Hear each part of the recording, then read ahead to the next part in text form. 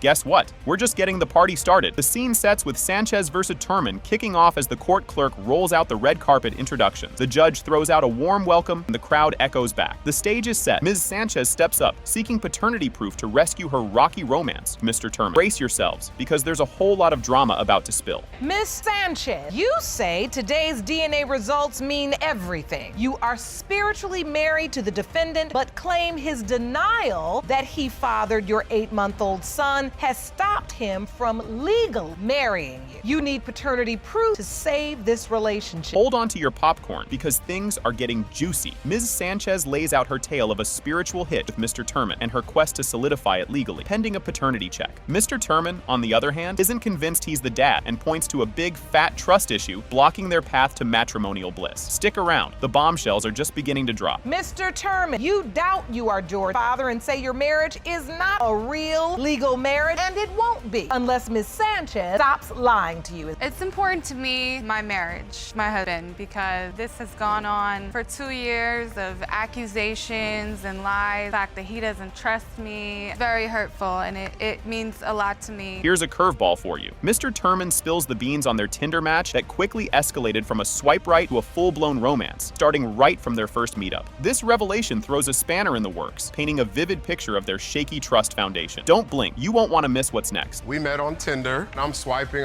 and I came across her profile, and I super like is when it goes directly to them, so they know somebody likes you. So she liked me back, we connected. We were supposed to hang out first night. She declined because she was with somebody else she met from Tinder. So the second night is when we actually hung out, came over, we had some drinks, one thing led to another. We had sex the first night. And now for a twist. Imagine Mr. Turman's face when he discovers a pair of men's boxers tucked away in their car trunk. He's rattled, and who wouldn't be? Ms. Sanchez brushes it off, blaming it on a relative. The plot thickens with these underwear antics, stirring up more doubts about who's being true or not. The tension's mounting. Keep watching. We went to the grocery store, we came back, so I go to the trunk, and I find men's boxers in the trunk. Now, I know for sure these aren't mine. I'm like, whose are these? These are not mine. What? Just when you think it couldn't get more tangled, Mr. Turman throws down a bombshell, a buddy's testimony, claiming he saw Ms. Sanchez cozying up with another guy at a bar around baby-making time. This revelation cranks up the tension, throwing more fuel on the fire of paternity and fidelity doubts. Things are heating up, so stay tuned for the fireworks. I have proof that October 15th, a friend of mine, Mr. Stevenson, seen her at a bar talking to somebody else. Statement says, so my friend Joel back around, I showed me a girl he met and was starting to talk to on Tinder back when I was in California. But like mid-October, I was at a bar club and I saw her there talking to another guy, feeling on him. Drum roll, please. It's the big reveal. It has been determined by this court. Mr. Turman, you are the father.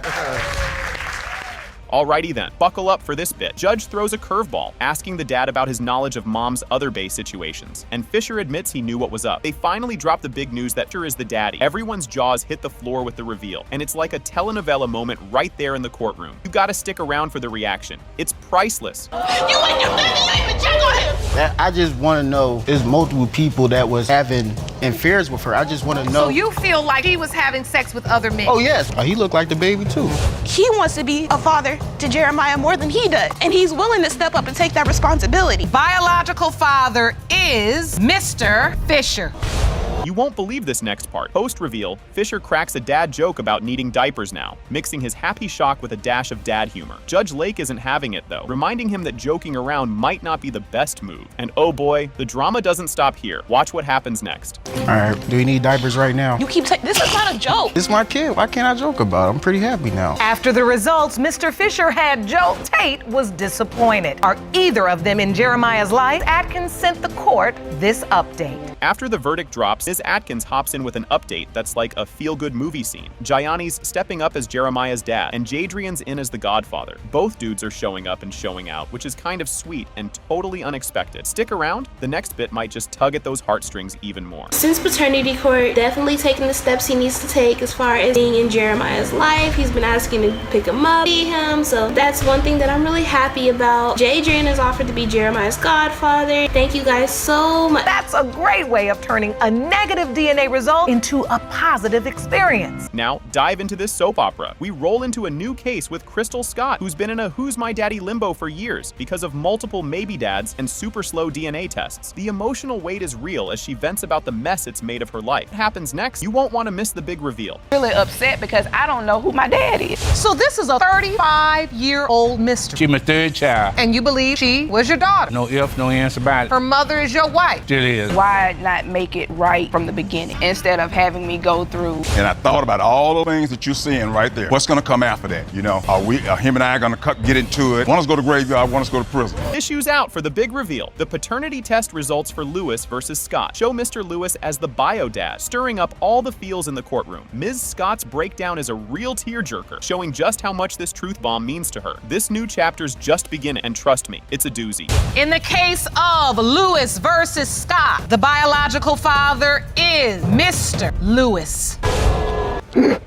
After the result, Miss Scott was fearful that the relationship with Scott and his family would change. You're not gonna believe this. The episode kicks off with the case of Myers versus Black. The judge, the fabulous Judge Lake, and the courtroom announcer Jerome get the ball rolling. Everyone in the courtroom echoes a good day, setting the stage for some courtroom drama. And folks, you ain't seen nothing yet. Ms. Myers, you say that 4 years ago you had a relationship with Mr. Black that resulted in the birth of your son Logan. You claim that after initially accepting your son, Mr. Black turned his back on you and started denying your baby. Buckle up, it's gonna get bumpy. Ms. Myers steps up and throws down the gauntlet, claiming Mr. Black was all in with her son Logan before he did a total 180 and started denying he was the dad. Mr. Black fires back, labeling their time together as a mere 2-week fling during which Ms. Myers was supposedly playing the field. Sparks fly as they lay out their starkly different love maps, ramping up the courtroom tension. And trust me, the spice is just starting to sprinkle. Mr. Black, you state you had only a 2-week fling with Ms. Myers while she was cheating on her boyfriend. You say Ms. Myers is a promiscuous opportunist, will prove you are not her child's father. Get ready for the waterworks. Ms. Myers drops a bombshell that little Logan has been asking about his daddy, especially with school starting. Mr. Black admits he's been MIA, blaming his doubts about being the father. This revelation pulls at the heartstrings, highlighting the emotional toll on the kiddo. Keep the tissues handy, because it's about to get even more tear-jerky. So when it's Logan's first day of school, he'll ask where's Tyrell, or he'll ask why isn't he there. Mr. Black, you not showing up for the first day of school, anything? I have a lot of doubt on the reason why I'm not the father. I have done with a lot of shady things that made me believe I am not father. So he doesn't show up for his birthday party. I promised Logan that he would come to his third birthday party, and he did not show up. Oh, the drama. The courtroom heats up as Ms. Myers insists their fling was a full-blown relationship lasting months, filled with all the coupley stuff like picking each other up and doing homework together. Mr. Black shrugs it off as just casual hookups. This clash over what we were adds another layer of juicy drama to their tangled tale. We were talking for almost like 3 months before Tyrell went back to his other child's mother. And then he accused me of cheating in 2 weeks. It was more than 2 weeks. So who picks someone up from work, who sleeps with the person, who does different things with the person, and is it not to be a relationship? It was just so in your mind, he was your boyfriend. Casual sex, that's all it was. Here's where it gets even messier. Mr. Black claims he got the news of Ms. Myers' pregnancy through a courtesy call when she was about to pop, suggesting he was never in the dad zone to begin with. Ms. Myers fires back, insisting she kept him in the loop from the early days. A mismatch in their stories cranks up the confusion and suspense. Fasten your seatbelts. It's a wild ride from here. She was about 8 months pregnant, and I got a courtesy call at work. I that's got a courtesy not call true. you to let you know I'm pregnant, but don't worry, you're not the father. It's my boyfriend's baby. That's not I just true. want to let you know just in case you hear something in the street. I texted him and told him that I was sick. He told me, well, maybe you should go to the doctor,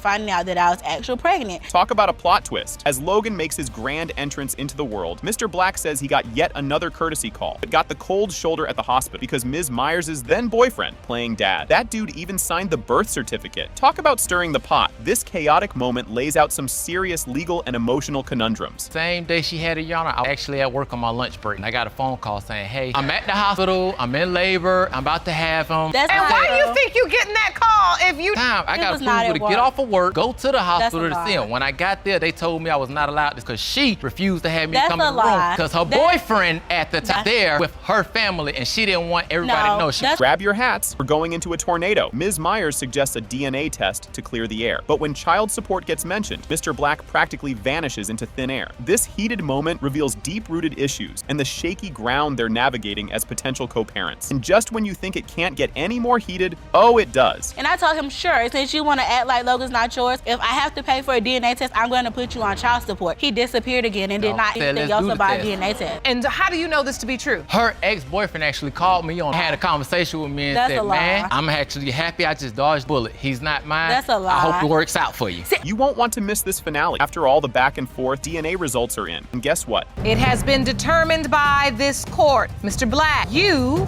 are the father. That's fine.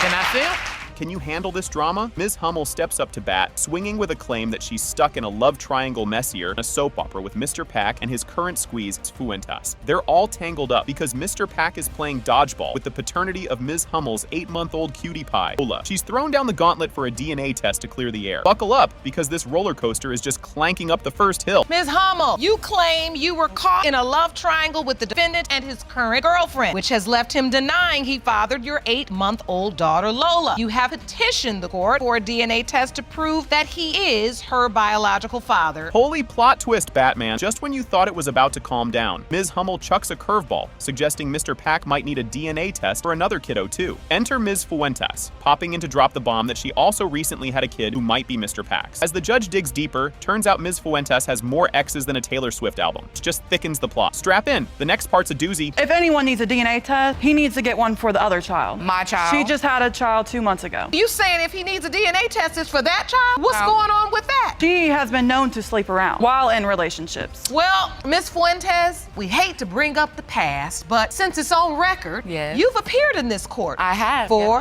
Yep. Ever heard of a plot thickening? Ms. Fuentes admits that during a "we were on a break" moment with Mr. Pack, she had a fling with her ex, right smack in the baby-making window for her son, Anthony. Oh boy, now everyone's scratching their heads wondering if Mr. Pack might need to start a daycare with all these potential kiddos. Stay tuned, because the tea is about to spill. Basically, I kicked him out. I kicked him out 3 days. I slept with my ex. Admittedly. How soon after that did you find out you were To pregnant? be honest with you, I don't remember dates all correctly, but it was probably about 6-7 weeks when I found out I was pregnant. And so when you slept with your ex, did you use protection? No. That within the window of time your child was conceived? It was. You're not gonna believe this. Ms. Hummel dives into the saga of her rocky romance with Mr. Pack, full of more ups and downs than a carnival ride. She recounts how they broke up when she was about as pregnant as one can be without popping, because Mr. Pack wasn't keen on job hunting. But plot twist, she claims he was over the moon about the pregnancy at first. What was the nature of this relationship? What was this love triangle I read about? We started dating in 2015, been on and off since then, and we broke up when I was about 12 weeks pregnant because he wouldn't get a job, so I kicked him out. Okay.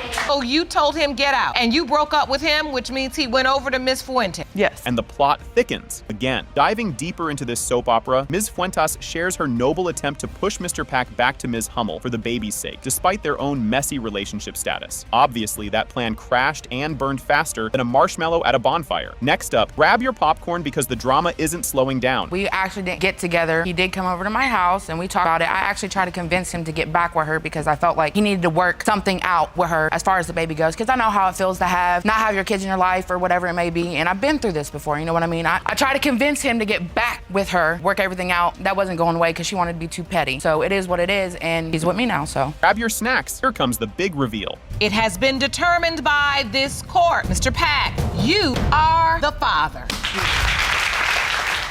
Buckle up, folks. We're diving right in. Judge introduces the case of Carmen v. of Carmen, where Ms. Carmen is dead set on saving her 18-year marriage by proving the paternity of her 4-year-old daughter, Roni Zaya. Mr. Carmen, however, is throwing a curveball by denying paternity, claiming the marriage is toast if the DNA says he's not the daddy. He's even hinting he has juicy evidence another dude might be involved. Things are about to get spicy, so stick around. Ms. Carmen, you open your case today in hope of saving your 18-year marriage. You testify your husband denies fathered your 4-year-old daughter, Ronasia, but you plan on proving paternity today. Mr. Carmen, you say when the DNA results reveal that you are not Ronasia's father, your marriage is over. Holy moly, did you catch that? Mr. Carmen drops a bombshell claim about having proof that another guy is the father of Ronasia. Ms. Carmen lays it all out, stressing that the fate of their nearly 30-year-long love saga hangs by a thread today. You'll want to see how this drama unfolds. You claim to have bombshell evidence that proves another man is the dad. So, Mrs. Carmen, what is at stake today? Your Honor, 18 years of marriage, 27 we have been together. Today, our life is really dependent on what's gonna happen today. The air's thick with tension here. Ms. Carmen spills the beans about their marriage being on rocky ground thanks to the paternity mess. Mr. Carmen paints a vivid picture of their relationship being as fragile as a cookie, likening it to stale bread ends. Hang tight, because you won't believe what's coming up next. So what is the current status of this relationship, Mr. Carmen? On the thinnest ice known to man. 27 years together and you're on thin ice. How can I put it? It's like the ends of the bread getting hard, the ends around the bread getting crunchy. Ain't no need for it to be crunchy. It's drying up. It's really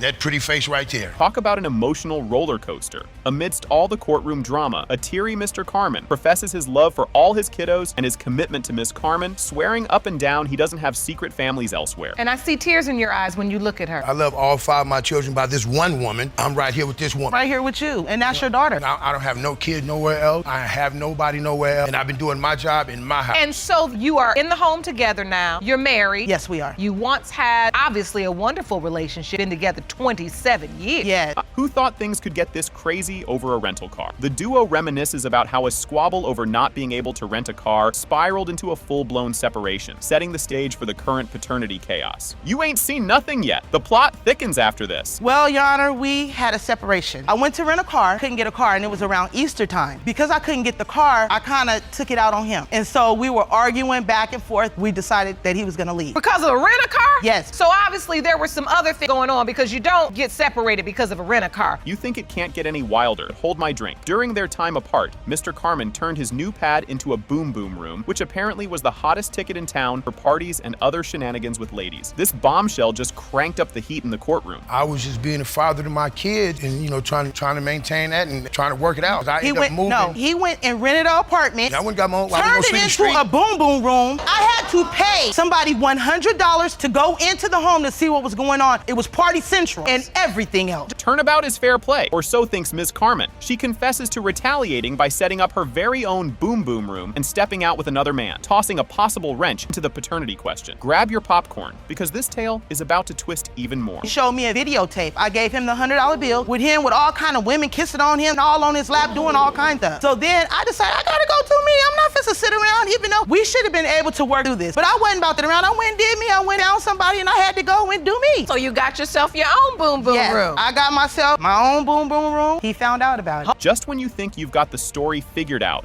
boom, years into raising little Ronasia, Mr. Carmen gets a text thanking him for playing stepdad, hinting that some folks think another man is her real dad. This calls for a DNA test, stat. You won't want to miss what the envelope reveals. A year and a half ago, bam, this is what took place first. Thanks for being a stepdad. Oh, you got a text message. From the mystery man's family member. I ain't never seen it. How old was Ronasia when you get these text messages? 3 going on 4. So the baby been born, you all been raised in Asia, and you back together, you're 3 and 4 years old. You get these text messages on your phone. Here comes the moment of truth. It has been determined by this court. Mr. Carmen, you are the father. Buckle up. Mr. Campbell starts off by slinging mud, calling his ex Miss McKeer, a gold digger who's just after his wallet. The crowd's gasp is practically off the charts as he lays it all out. Strap in, because it's about to get wilder from here. Mr. Campbell, you are here because you say your ex-girlfriend is nothing but a conniving, gold-digging cheater whose goal is to pin her 9-year-old son legacy on you for her own personal gain. You're not gonna believe this. Miss McKeer fires back, calling Mr. Campbell a big old fibber who's just salty because she dumped him. He's here to prove that baby legacy is his, no matter what he thinks. The gloves are off, and it's only gonna get messier. Ms. McSear, you say Mr. Campbell is a liar who's denying your son out of fight because you no longer want to be with him. You claim to know exact when and where your son was conceived, and you intend to prove paternity today. Oh boy, grab your popcorn. Mr. Campbell goes deeper into his tale of woe, claiming all Miss McKeer ever did was take.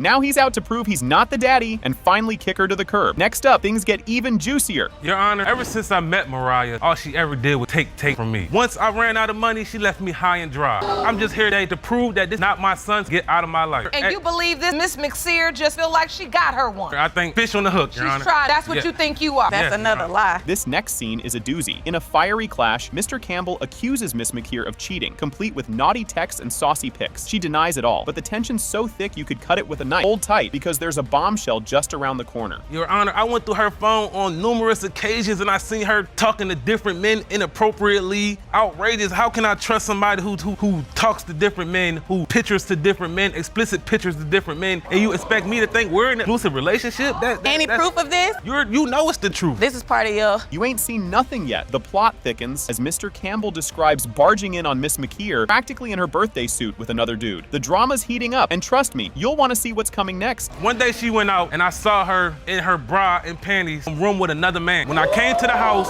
I came to come get some stuff. I came when I knocked on that door and I seen her almost half naked in there with another man, and the man is sitting on the edge of the bed as a whole No, he was sitting on the bench and I had pants on. He was terrified. He was when not he seen terrified. me walk in that room. And now for a twist. During Hurricane Irma, Miss McKeer claims they were stuck together. And well, one thing led to another. She pins the conception of little Legacy right on that stormy stay. Up next, watch as they try to weather this storm in court. And then you believe one of them could potentially be Legacy's biological father. Yes, I know when I conceived. How do you know this, Miss McSear? Because in September of 2017, Hurricane Irma hit. At that time, we were staying together. It was a tree blocking my driveway. I could not go nowhere. We were stuck in the house. No electricity. All we did was make a baby. Hang on, there's a curveball coming. The court digs into the nitty-gritty with conception calendars and hurricane dates, trying to pin down when Legacy was actually made. It's a wild ride of dates and details, and the next revelation is just a heartbeat away. Hurricane Irma hit as a Category 4 storm on the morning of September 10th, 2017, knocking out power to more than 6.8 million people. So that was around September 10th. Do you remember that hurricane? Yes, I remember that hurricane. Do you remember the storm in Miss McSear's bed?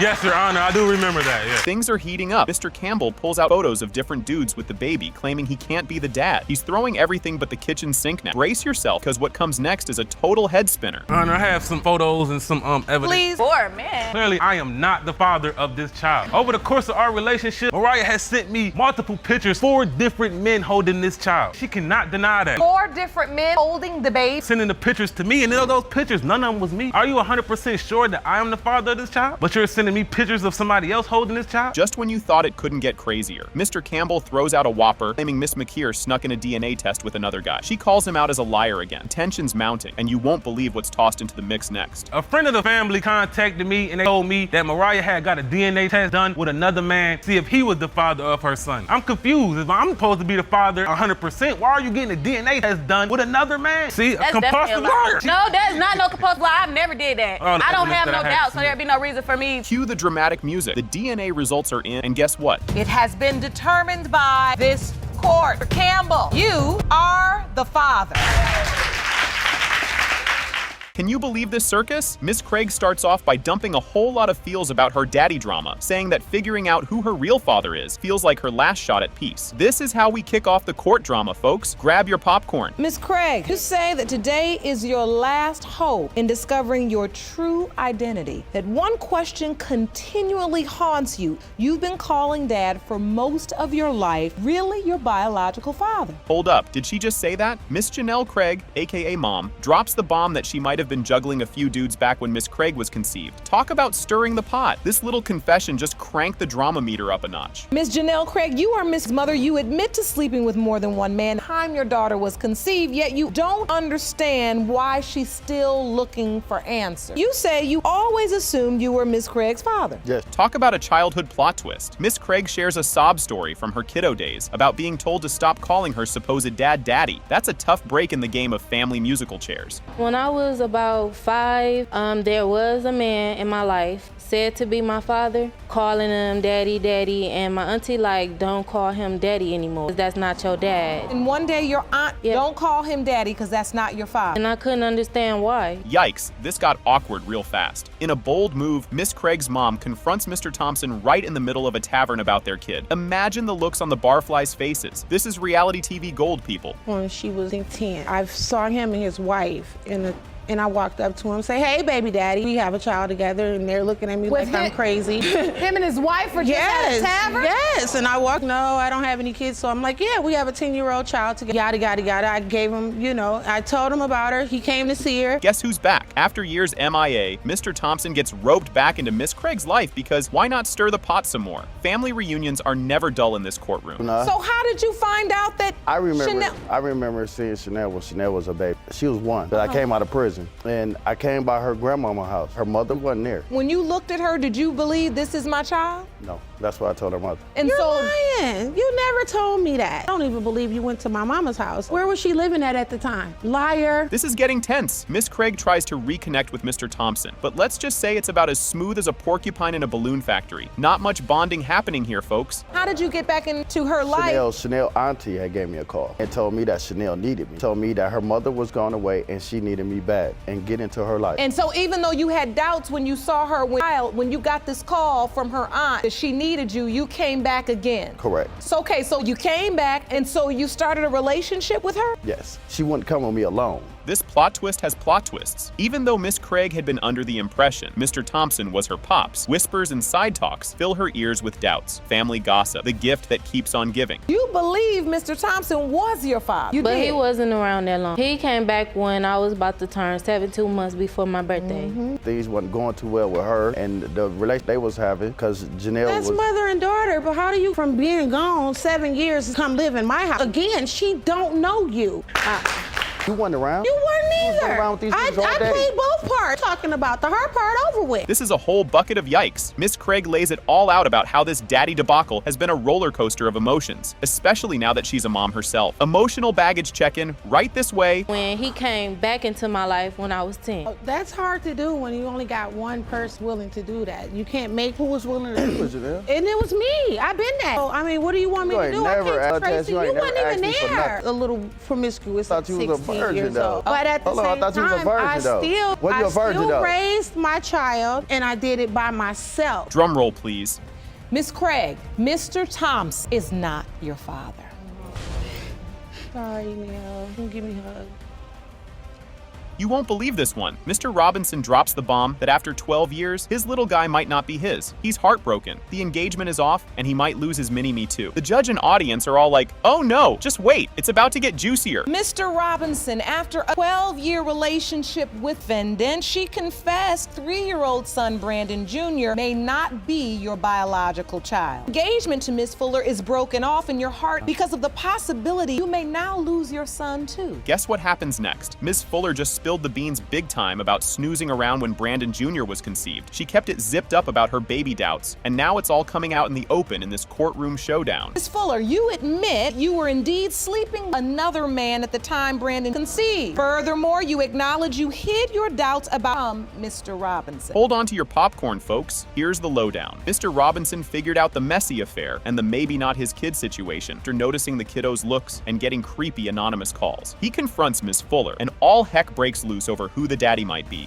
I'm starting to get these phone calls, but they're private. But the private phone calls are coming like every hour on the hour. So finally, after so many private calls in a row for so many, she's on the line. Hey, I'm about to be at Tower City. Can you meet us there? At first I'm mad. I'm like, no. I hang up. And I get on the phone or whatever, get myself together, gather my thoughts, get myself together. Okay, I'll meet you. But really I was thinking about, my son. This part is a real doozy. Amid tears and sniffles, Ms. Fuller fesses up to the longtime affair. She talks about feeling guilty and not being able to face her son because of the lies. The crowd's totally gasping at this point. I was feeling guilty. My conscience was getting to me, and I couldn't look at him every day. And I lied to him all this time. I'm sorry. So when Brandon Jr. started looking like the other guy, what did you say? I didn't really say anything. We were struggling at the time, so we had to move. And it doesn't stop there. Mr. Robinson stumbles upon some sneaky social media messages that throw him back into Doubtville about his son's paternity. They have a massive blowout that ends with the cops showing up. Talk about a bad day turned worse. She got on social media on my phone, but forgot to close it. Looking at posts, my social media or whatever, I'm looking at posts like, this ain't mine, you know what I'm saying? So instantly I get kind of nosy, reading inbox. I'm reading these inboxes. She sent the one message to the guy, and I guess that's when she went to go live with the guy, that he didn't look anything like me and that she needed his help. Finally, the big reveal. Mr. Brandon Robinson Sr., you are his father. Buckle up, folks. Ms. McKinney is here to drop a truth bomb on her husband, Mr. Brown, insisting he's the father of their adorable 11-month-old Amira. She's super stressed because he's all about the denial life, which is totally wrecking their vibe. Stick around, because this is just the appetizer. Ms. McKinney, you are here to prove to your husband that he fathered your 11-month-old daughter, Amira. You testify that his paternity denial tearing you apart. Oh boy, here comes the spicy part. Mr. Brown is convinced he's not the daddy after spotting his wife in a not-so-PG-rated home movie with some other dude. He's here to drop the mic and prove the other guy's the real papa. Just wait till you see what's up next. It's a doozy. You say there is no way you are Amira's biological father. After finding a sex tape of your wife with another man, you now intend to prove he fathered Amira. Grab your tissues. Ms. McKinney's tearing up, hoping against hope that Mr. Brown is really the daddy. Amidst all this baby mama drama, she's a hot mess, emotionally speaking. But hold up, the plot's about to thicken even more. I can see the tears. What are you feeling, Miss McKinney? Oh my goodness, she just, what are you feeling?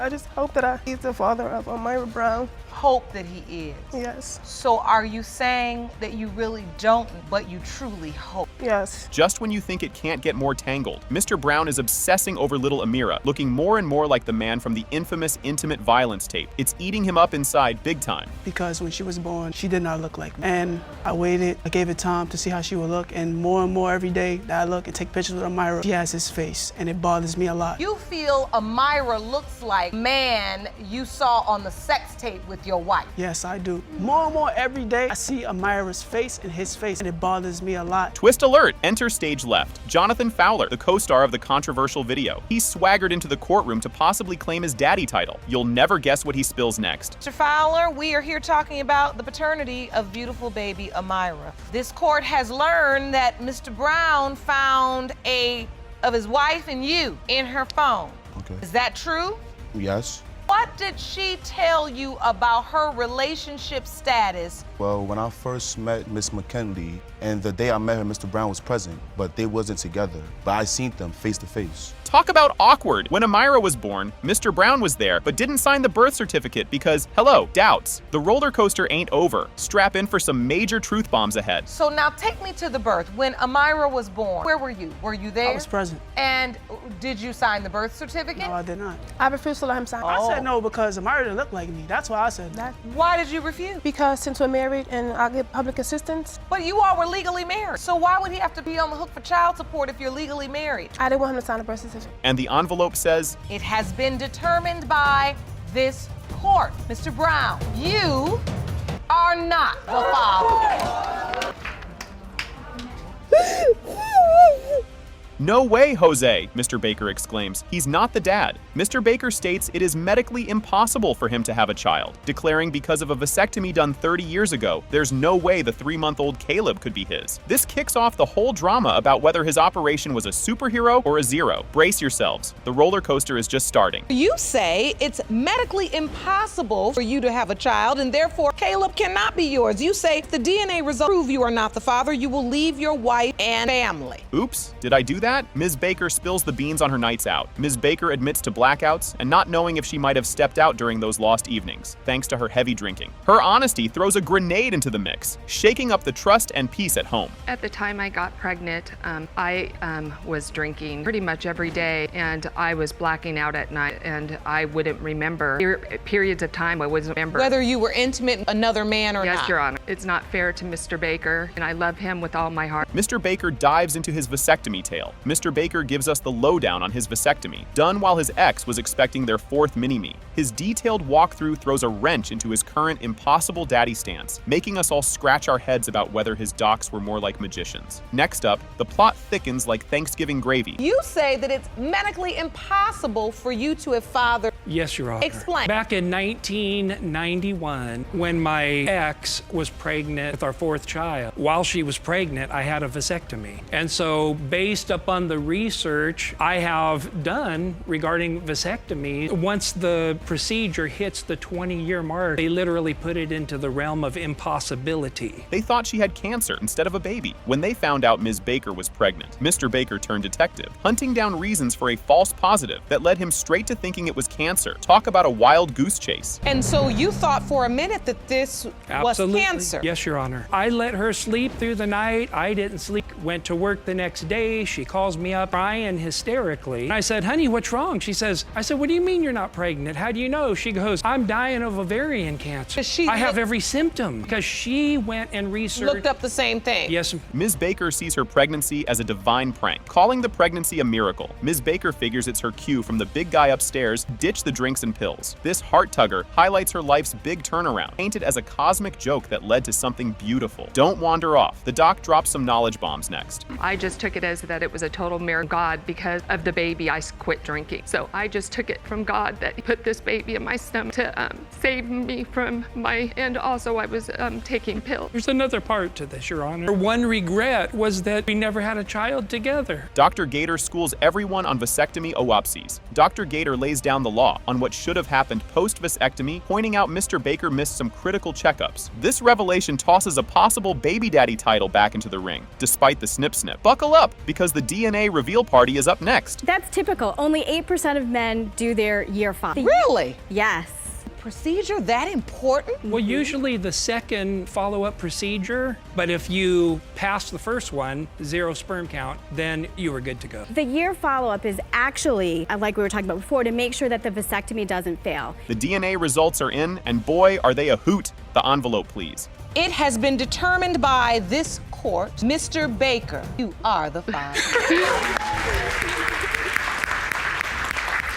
So, here we go. Mr. Black pops up, dead set on proving he's not the dad of little Javion, and even wants the kiddo's last name changed if the test swings his way. He's super convinced there's no way he's connected to the child, all because of some iffy timing and a truckload of doubts about Ms. Rockmore, the child's mom. Get ready, because Ms. Rockmore is about to drop her side of the story. You say you're here today to finally prove that you are not biological father, 4-month-old Javion Black. You say when the results reveal you are not father, you no longer want to have your last name. Or you say you are 100% sure Mr. Black is your son's biological father and you are disgusted by his rejection of your innocent child. Oh boy, things are heating up. The judge throws a curveball at Ms. Rockmore about their first night fling. Ms. Rockmore spills the beans on their fast track to the bedroom and admits she was head over heels from the get-go, which maybe wasn't the slickest move. Buckle up, folks. Mr. Black's comeback is just around the corner. How do you end up having sex with somebody unprotected after you just walking around? It was just more because I really liked him.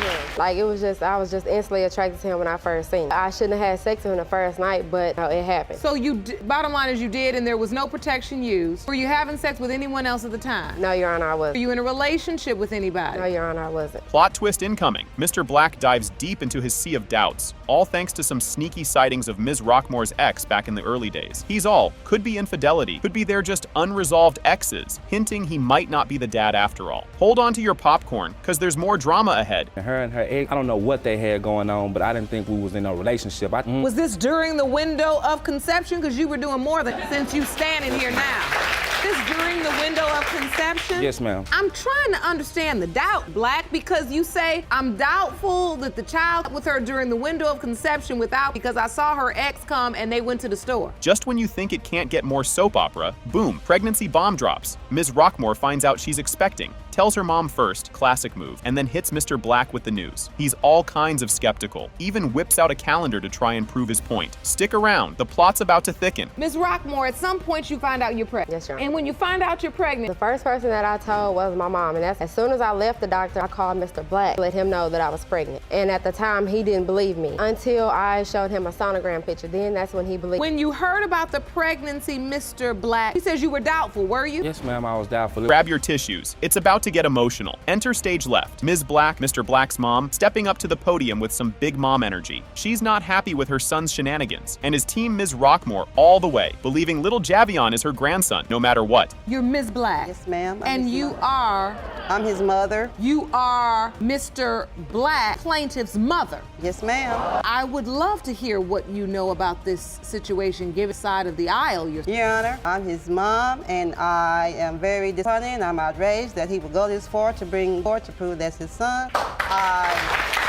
And here it is, the big reveal. It has been determined, Mr. Black, you are the father. Okay. All right, okay.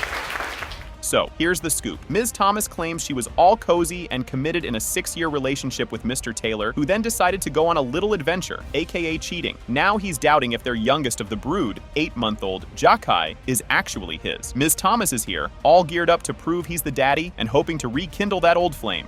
Ms. Thomas, you claim you spent years in a relationship with the defendant, Ms. Taylor, and gave him 5 beautiful children. In return, he cheated on you and is now questioning the paternity of your youngest child, 8-month-old Jakai. Okay, plot twist incoming. Mr. Nelson spills the beans that while he was daddy daycare at home, Ms. Thomas was out painting the town red, possibly with other dudes. He's pretty convinced that little Jakai might not be his mini-me, because let's face it, trust is as thin as a coupon here. You'll want to stick around because the drama is about to level up. You say while you were home care of your children, Ms. Taylor was out at all hours with other men. You say it's her many fidelities that convinced you that Jakai is not your son. Now it gets juicy. Ms. Thomas and Mr. Nelson dish out their love story, which started off like a fairy tale but turned into a bit of a horror flick with cheats, mistrust, and a surprise pregnancy, right when things were hitting rock bottom. Grab your popcorn, because their backstory is like a blockbuster. What was your relationship like? Our relationship, it was good. That was my best friend. We did everything together. Take your time. I know it's hard. You have. Your Honor, we was both young at the time, and we was both new to the whole parent thing. After that, we started getting, we done got older and grew, and it's like we grew.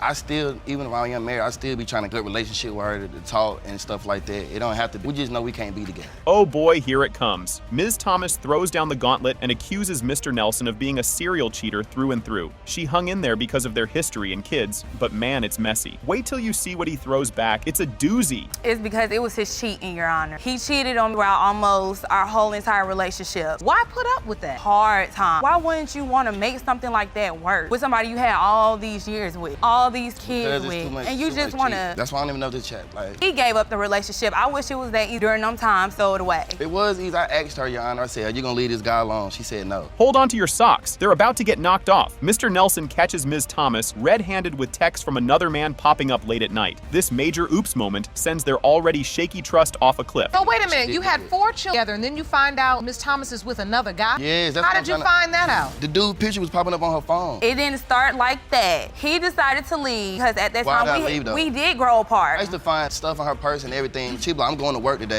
She'd come back and be like, you like this out? You worked all week. If anything, I've been here with the kids all day long, all 4 of them. All right, don't drop your jaw just yet. Ms. Thomas admits she wasn't just sitting pretty. She got a little cozy with another guy as payback for Mr. Nelson's escapades. She's open about her tit-for-tat strategy during their seesawing relationship saga. The next bit, oh, it's good. She did. She came in at 5 o'clock in the morning. I was like, where you come from? So I'm grown. I can do what I wanted. Ms. Thomas, now you were painting a picture about like you all were in love. It was against all odds. Why then do you start having other men popping up on your phone? It wasn't men. It was that one man. Why? Why did you get in a relationship as retaliation for his cheating? Basically, seeing how I felt all them years he cheated on me, he felt it. Buckle up. It's getting bumpier. In a plot twist you probably saw coming, Mr. Nelson hasn't exactly been the model hubby, still sneaking around with Ms. Thomas despite his marriage to Ms. Campbell. The courtroom's about to turn into a circus, and you don't want to miss this act. I have text messages also that we still mess around, still to this day. Oh, you mighty quiet now, Mr. Nelson. No, me and her, I'm not gonna lie to you, and I'm gonna tell my wife right in front of her. My wife already knew about it. She had caught me. It was a video and everything. She caught me. He's apologizing now because he got caught. Cue the suspense music. They dive deep into the daddy drama, with Ms. Thomas betting all her chips on Mr. Nelson being the father, planned and plotted during her fertile window. Mr. Nelson, though, isn't buying it without a receipt. The truth bomb coming up is going to be epic. So now look, this is the question I have gotten down to the bottom of, because you say you believe Ms. Thomas was sleeping around with somebody else. This baby with Mr. Nelson. We did. So you basically plotted out your ovulation cycle and you made sure you had sex with Mr. Nelson during that window of time. Yes, Your Honor. Did you have sex with anybody else during that window of time? No, Your Honor. And here comes the moment of truth, like literally. It has been determined by this court. Mr. Nelson, you are the father. Buckle up, Buttercup. Judge Lake kicks off the show with the case of Brooks versus Page. Ms. Brooks claims she was all set to start a family with Mr. Page, but now he's backing out, saying, "Nope, not my circus, not my monkey." Mr. Page points fingers at another guy, Tony Wilson, claiming he's the dad because of some iffy Facebook posts. You've got to see what's next. It's a real soap opera. Ms. Brooks, you state after getting out of a 9-year relationship, you fell in love with Mr. Page, a younger man who you say swept you off your feet. You claim both you and Mr. Page plan to have a child together, but since giving birth to your son, Ivion, Mr. Page is now denying the child you so desperately wanted to have with him. Just when you thought it was a regular Tuesday, Mr. Page is adamant that Tony Wilson is the daddy, thanks to some shady social media shenanigans. Ms. Brooks is like, nah, he's just a buddy, despite some cozy pics online. Stick around, it's about to get juicier than a reality TV show finale. Mr. Page, you state you know the child isn't yours because Ms. was having an ongoing affair with another man by the name of Tony Wilson. You say Mr. Wilson, who is also claims to be the father of her son and has even posted pictures on social media to that effect. Grab your popcorn. The couple spills the tea on their rocky romance. Ms. Brooks talks about constant bickering, how Mr. Page doubts he's the father, all because she hangs out with Wilson. Ooh, the drama. You won't believe what they say next. It's a real head spinner. Right now, our relationship is on the rocks. We really have no relationship. All we do is fuss and fight. He's denying. Because every time I come from work, she out with Mr. Wilson. So I don't know what she's doing at work. When I'm at work, she calls me, and I'm at work, I call her. Don't pick up, don't nothing. I call everybody that she hangs around with, they won't. So to me, I think she tells them not to pick up the phone. Things are heating up now. They dive deeper into why Mr. Page is freaking out over being a dad, bringing up Ms. Brooks's past relationship with a woman and some sneaky texts. Buckle up, because we're about to dive into some evidence that'll make your head spin. Can you handle what's coming? Judge Lake gets down to business with Mr. Page's so-called proof, which is basically just a bunch of photos that scream, it's complicated. Both sides have a lot to say about these snapshots. Keep your eyes peeled, because Mr. Wilson's about to crash the party. It stimulates from the paternity issues because first, when we first got together, it was lovely. When I first was pregnant, he did everything good, like during the pregnancy, and then everything changed. What changed is her not being home when I come home at night, her and my son being around Mr. Wilson, her friend. That's what it comes from. That I was in a 9-year relationship with was a female. Oh boy, here comes the witness. Mr. Wilson steps up to explain he's just the godfather, not the bio dad. Mr. Page isn't buying it though, highlighting all he does for the kiddo. Fasten your seatbelts. This clash is about to reach new heights. Well, I'll be honest, that's my godson. You know, I treat him like my son. I love him. On my lunch breaks, I stop past Sam, I spend time with him, take him to the park. That's a lie. How would that be a lie? You never there. You too busy playing the game, chilling with your homeboys and friends. Why do you say he's lying? I'm from Glen Burnie, Your Honor. We live in Baltimore. I don't have no homeboys and friends. Did he just say that? Turns out, Mr. Wilson's been playing pretend daddy to everyone who'll listen. This revelation stirs up a storm of betrayal and confusion. You won't want to miss what's coming. The DNA bombshell is up next. It was this girl I was dealing with to make her mad and make her jealous because she had issue with Miss Brooks because her hair was long, fingernails, she has on press-ons. I was just making her be jealous. But due to social media is something else. Let me tell you. She put all my business up. I think Santa Claus even know about the situation. But the only person I spoke with was the female that I was dealing with, which was my ex. This is it, the big reveal. It has been determined by this court. Wilson, you are not the father. Told you. Told you. Just when you think your love life is complicated, Nadeau drops the bomb that she's tangled up with not one, but 2 lifelong best friends. She's completely clueless about who fathered her 2-year-old son, Cameron, causing all kinds of drama and confusion. Stick around, because the tea is just starting to spill. Ms. Nadeau, you are caught in the middle of 2 lifelong best friends because you slept with them both and now have no idea which is 2-year-old Cameron's biological father. Grab your popcorn, folks. Mr. Santilli spills his guts about the heart-shattering. He found out about Miss Nadeau's Christmas Eve betrayal. The revelation shattered his world and put his friendship on the line. And guess what? It's only going to get messier from here. Now, Mr. Santilli, you admit it's taken you years to mend your broken heart since Miss Nadeau revealed to you Christmas Eve she'd slept with your best friend. Furthermore, you say she then dropped the bomb that may instead be your son's biological father. That news, you say, has devastated you beyond. As if things weren't spicy enough, we dive into the backstory of Miss Nadeau's dramatic breakup with Mr. Santilli, filled with emotional mind games and the tragic passing of a close relative. She sets the stage for a rebound with Mr. Zara. Trust me, you'll want to see what happens next. His grandfather was sick and passing away. He decided in a text message he was going to tell me that I was too good for him. As much as I tried to stop him, he left anyway. So I continued to go and see his grandfather while he's in the nursing home getting sicker, starting to pass away. The day he passed away was the day his best friend told me that really he had broken up with me. Girl upstairs. Can you believe this? Right after the funeral of Mr. Santilli's grandfather, Miss Nadeau and Mr. Zara find comfort in each other's arms. Yep, that happened. Buckle up, because this roller coaster is about to go off the rails. The first time me and Mrs. Zara slept together was the day he passed away, the day grandfather passed away. You don't really know who the father is. I always thought there was a code that, you know, if you have a best friend, they don't sleep with your girl or any you dated.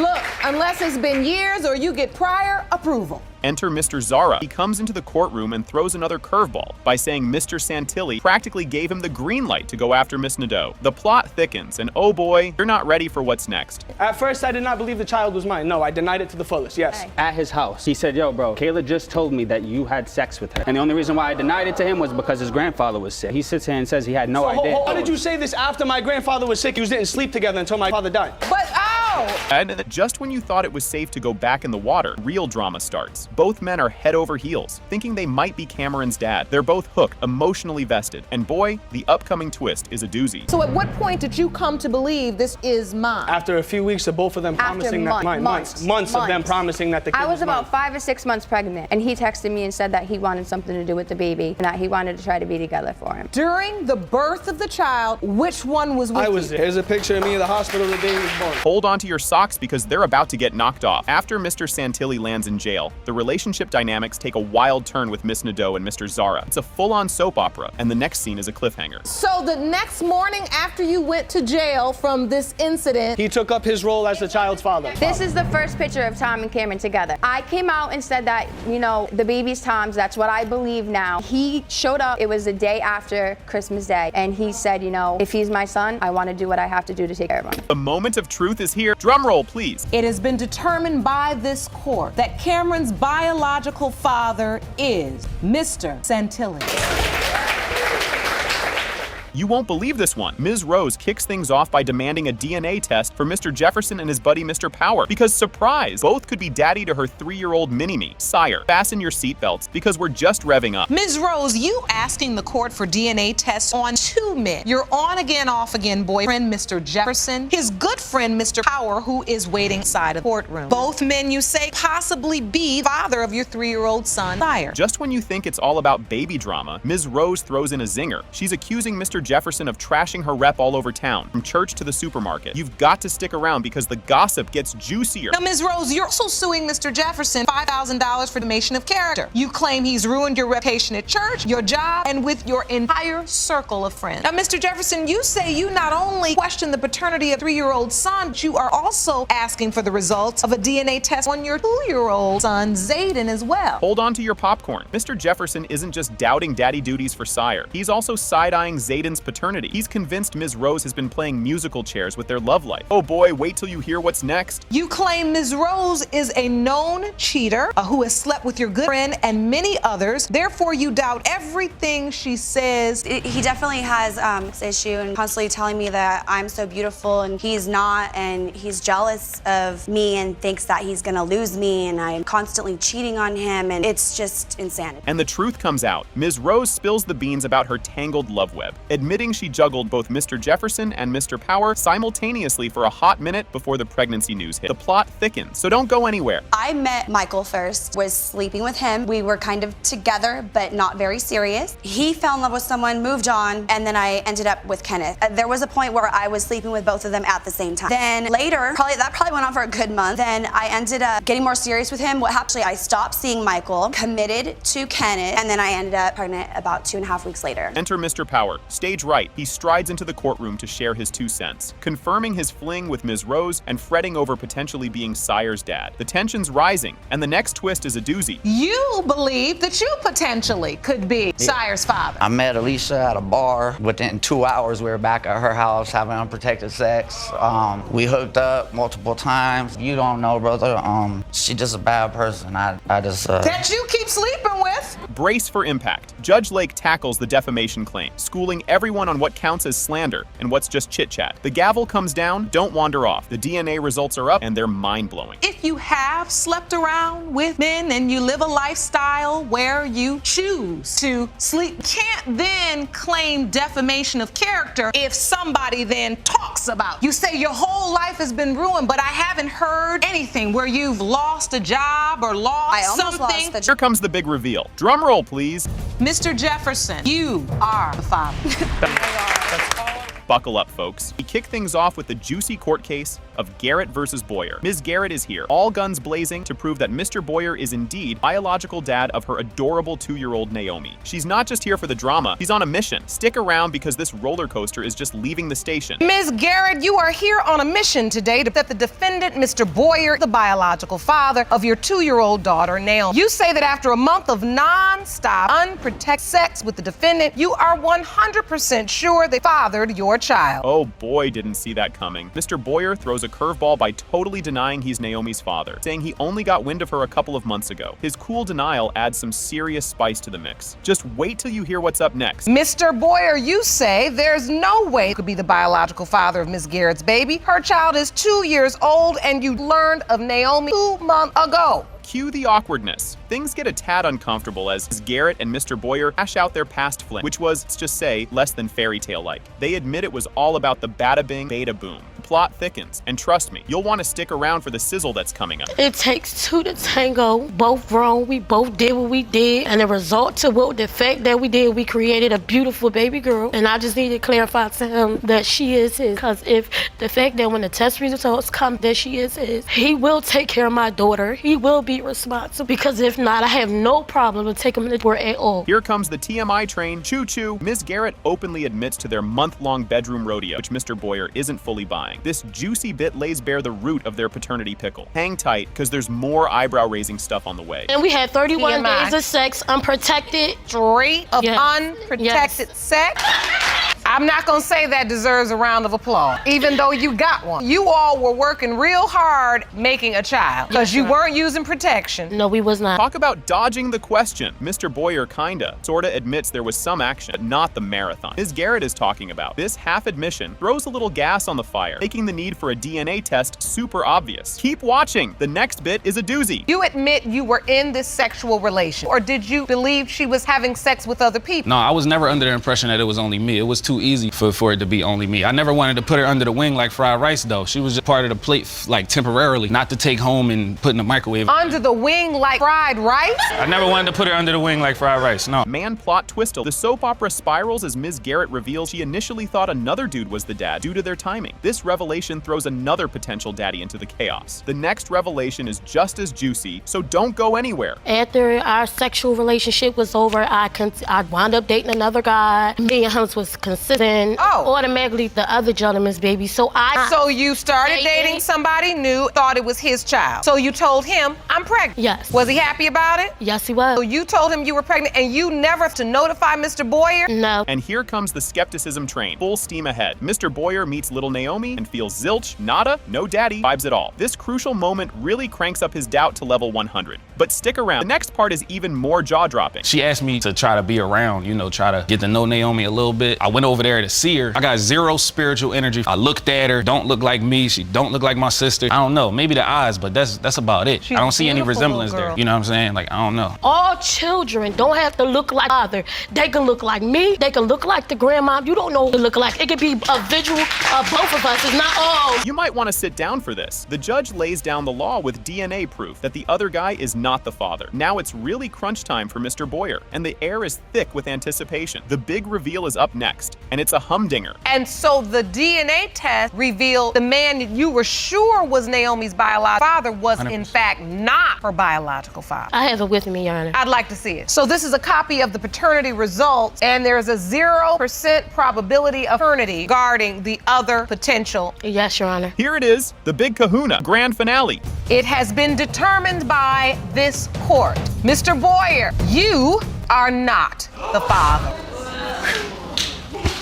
Brace yourself, folks. Everyone's told to park it because the show is starting. Hellos are thrown around the courtroom, and the title bout, Stremke versus Jaramillo, is on the marquee. It's about Ms. Stremke dragging Mr. Jaramillo into court because, oh boy, the family drama is peaking due to some major daddy doubts that are tossed out there. And just when you thought your family reunions were rough, check out what's next. Ms. Stremke, you've dragged Mr. Jaramillo to court in hopes of saving your family, which you claim is falling apart due to paternity denial. You say the defendant paternity for both of your daughters, 4-year-old Naviana and 8-month-old Elect, but you want to prove that he is their father. Hold the phone. Did he just say that? Mr. Jaramillo drops a bombshell about his doubts on being the daddy, claiming he was an eyewitness to some suspicious shenanigans, make him question the whole fatherhood gig. He's pretty adamant that without DNA proof, this family picture might as well be a sketch. Fasten your seatbelts. It gets bumpier from here. Mr. Jaramillo, you claim doubt is valid because you were present when another man impregnated Ms. Stremke. Family you thought you were building is not salvageable until you have DNA proof. Grab some tissues. This one's a tearjerker. Mrs. Stremke spills the beans on how the paternity mess is messing with their kiddos, especially 4-year-old Naviana, who's starting to side-eye her dad, wondering if he's really the guy. She lays it all out, painting a picture of a home where doubt is part of the decor. You'll want to stick around for the next bit. It's a doozy. Your Honor, I feel like my family is falling apart because my daughters are growing up how I had to. We didn't have both parents present at different times. We were denied. I feel like they can't trust their dad because he denies that he's their dad at the time. And my 4-year-old Naviana knows. She can hear the, well, I'm not her dad anyway. And it just gives her doubt. And when she looks at her dad, there's not going to be respect there. Talk about a plot twist. They met as teens in a lockup, which sounds like the start of a bad rom-com, right? Ms. Stremke digs into their rocky start and how it's haunting their present. It's a saga of bad timing and tough breaks, all wrapped up in a not-so-fairy tale romance. Don't go anywhere. The story takes a wild turn next. We met very young. I was 13. We met in a lockup facility we were both staying at. We had no choice. We didn't have childhoods at all, so we had to stay there. I see it now, and I don't go down that road to where they have to go through what we did. 2 children and your family on the line, I understand that. Okay, who had this on their bingo card? The talk turns to the sticky topic of paternity tests. Ms. Stremke admits to past liaisons, throwing Mr. Jaramillo's fatherhood into question. He explains why he signed the birth certificate. It was a total Hallmark moment. But hold on to your popcorn. This drama isn't cooling down yet. I was upfront. We told you that there was one other person before we had gotten together. You said one other, and then came another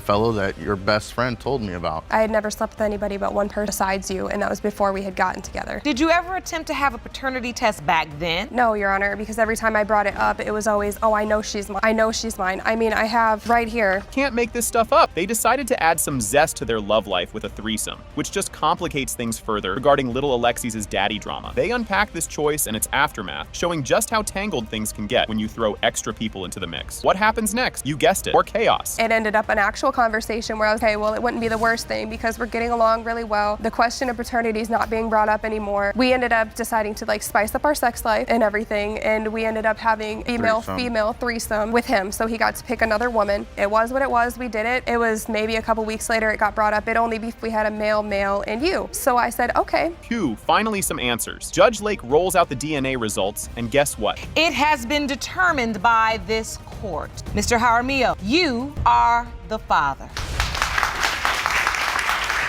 So, here we go. Curtain rises on quite the courtroom drama. The case of Kennedy versus Pope kicks off with the judge laying down the welcome mat. He greets everyone in his usual style, and we're all set to dive into a paternity mystery involving Mr. Kennedy, Ms. Pope, and a little one named Christian. Grab your popcorn, because this is just the warm-up act. Mr. Kennedy, you claim to be a nice guy who was to make the tough decision to drag the defendant to court, prove you did not father her 3-month-old son, Christian. Oh boy, here it gets spicy. Ms. Pope and her mom are throwing some serious shade, insulted that Mr. Kennedy is denying he's the baby daddy. Ms. Pope is all fired up, demanding that he take responsibility after their fling. And guess what? The tea is about to get even hotter. Ms. Pope, you and mother are insulted that Mr. Kennedy denied paternity and refused to acknowledge your child. You say he laid down with you and now he has stepped up and paid. Hold on to your seats, folks. Mr. Kennedy spills the beans on why he thinks Ms. Pope is pinning the baby on him. He paints a picture of their casual fling turning into this court drama, insisting it was all chill and no strings attached. Oh, but keep your eyes peeled. The plot thickens in a minute. I believe she's just looking for someone to pin it on or pick up the slack for her previous, encounter. And so, take me back to the nature of your relationship. It started off as just friends. We met through a mutual friend. It got physical once got to know each other. So did you all enter into a committed relationship? Were you boyfriend and girlfriend? I would say briefly. And the saga continues. Ms. Pope reminisces about the good old days when Mr. Kennedy was the all-American charmer, which, spoiler alert, didn't last long. She dishes on how things went south after they got cozy, setting the stage for their current courtroom clash. Don't touch that dial, because it's about to get even juicier. We did get along in the beginning, but he was a jerk, and I no longer wanted to be around that. Why were you sleeping with him if he was a jerk? He came off as an all-American guy in the beginning. We had a lot of things in common. We had the same birthday, the same football team. The bottom line is you all got along in the beginning, and you started a sexual relationship with him. Yes, Your Honor. Things are heating up. We shift gears to when Ms. Pope figured out she was expecting and Mr. Kennedy's jaw-dropping reaction, or lack thereof. She details how she broke the news and his lukewarm response, ramping up the tension. Stick around, because you won't want to miss what's coming up next. My version is we were in the beginning, but then it became friends with benefits, kind of a